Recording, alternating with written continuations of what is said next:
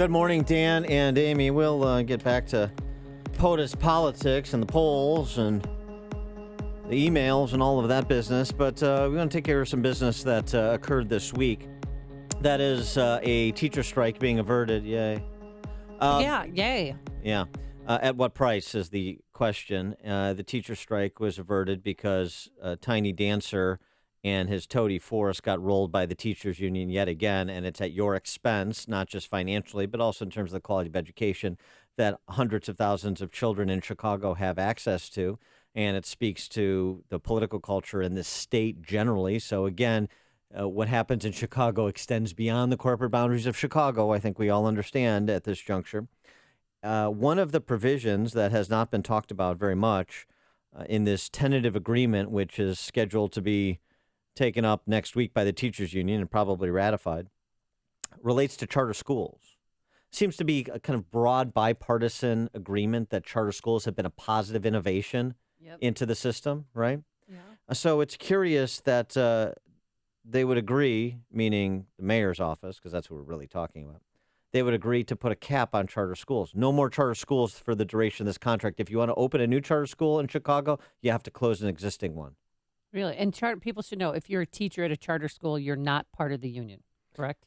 Although there's a movement afoot to unionize the charter school, many of the charter schools. Oh, really? For more on this, we're pleased to be joined by Jelani McEwen. He is the Director of External Affairs for the Illinois Network of Charter Schools. Jelani, thanks for being with us. Appreciate it. Thank you guys for having me. We're happy to be here. So the impact of that provision in the tentative agreement between CPS and CTU that would cap charter schools in the city, what is it? So basically, they created a side letter to the union collective bargaining agreement that basically says, and it's not ratified just yet, so this is a tentative agreement, but basically the idea is that it would cap the number of campuses in the city of Chicago to the current level they're at, and the number of seats these schools can have as to whatever the highest number in their contract is. So in some cases you have schools that are new, they are currently, kindergarten through third grade, but they're expected to grow to eighth grade. They'd still be allowed to fill those seats. But this is a very, it's a big moment for Chicago and for our country as we see, school choice be limited in this way. There was a mom who wrote a beautiful letter to the editor in the Sun-Times earlier this week, and she basically was acknowledging that this is a loss for her. And some people are happy about this, but for families that are in communities where the schools aren't meeting their needs, to have their choices limited and to know that no new schools could come is a real blow to those communities. Excuse my ignorance, but how many charter schools are there, and what was the last one to be built, or was there one in the process of being built? So right now we are at 143 statewide, with the vast majority of those in Chicago.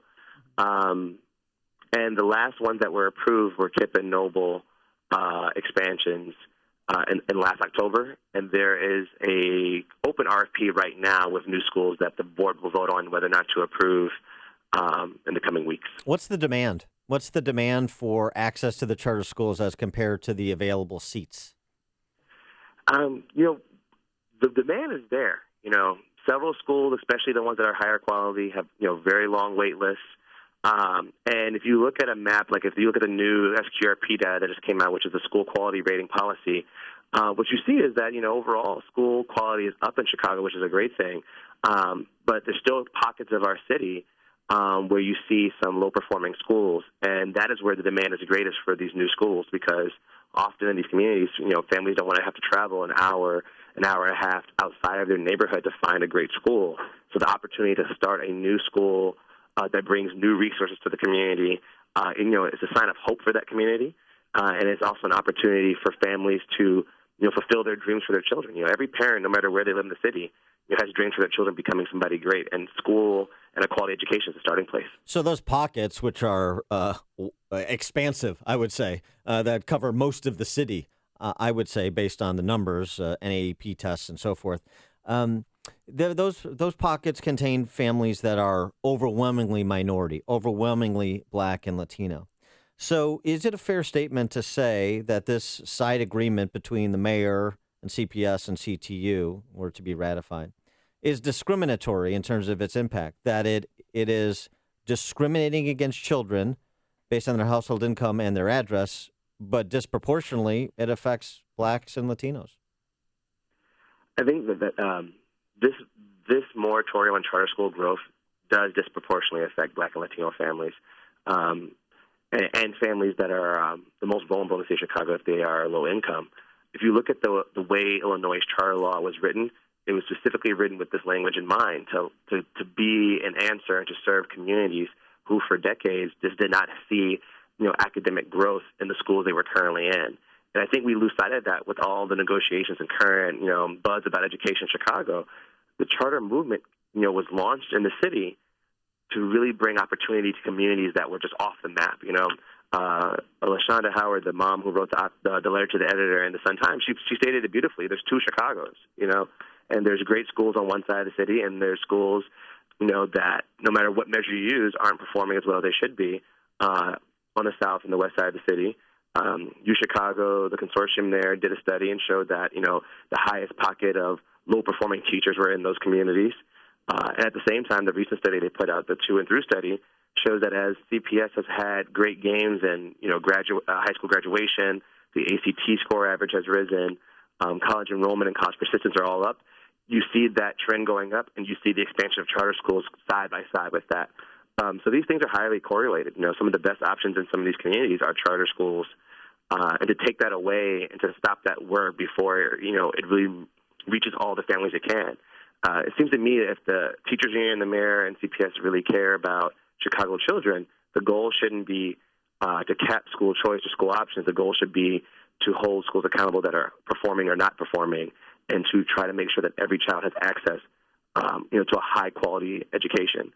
Right now in our city, there are still children and young people who, by default, are zoned to a school that may have been on probation for decades, that the district, according to the district's own measure, is not meeting standards, and those kids have no choice, And so we still have work to do as a charter movement, and I believe that this is a moment for our community to really, circle the wagons and prepare to advocate for the schools, because this is not about a charter school. It's about families.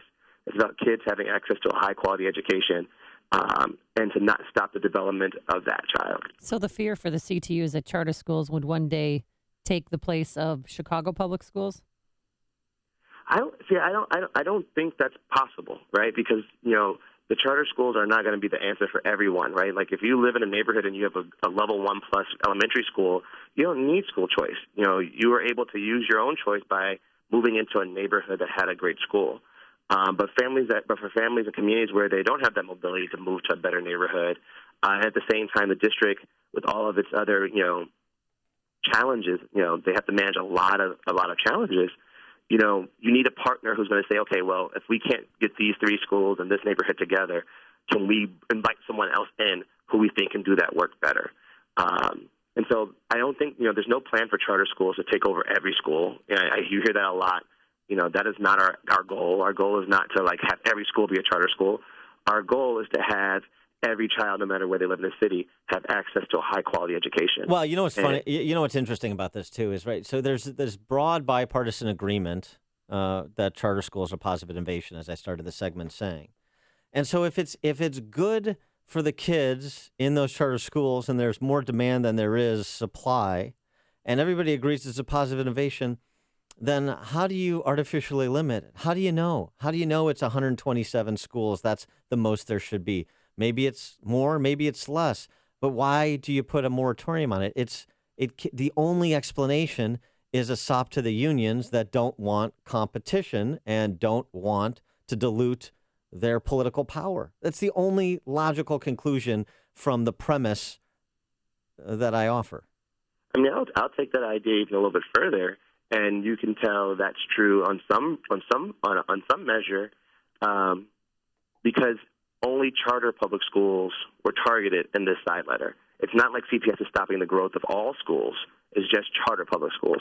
So if over the course of this union contract, if CPS says, hey, we want to open up 2 new selective enrollment high schools, or we want to open up, a specialty elementary school for culinary arts, as long as it's a district-run school with union teachers, they can open that school free and clear. It just caps this particular model, and I think that is very telling for the political motivations of this, not just being about kids. Kids weren't at the center of this decision. This is about a group of adults who have a mission to protect their members. Same old, same old. Jelani McEwen, Director of External Affairs for the Illinois Network of Charter Schools. Jelani, thanks for joining us. Appreciate it. No problem. Thank you, guys. Have Thanks. a good day. You too. And he joined us on our turnkey.pro answer line.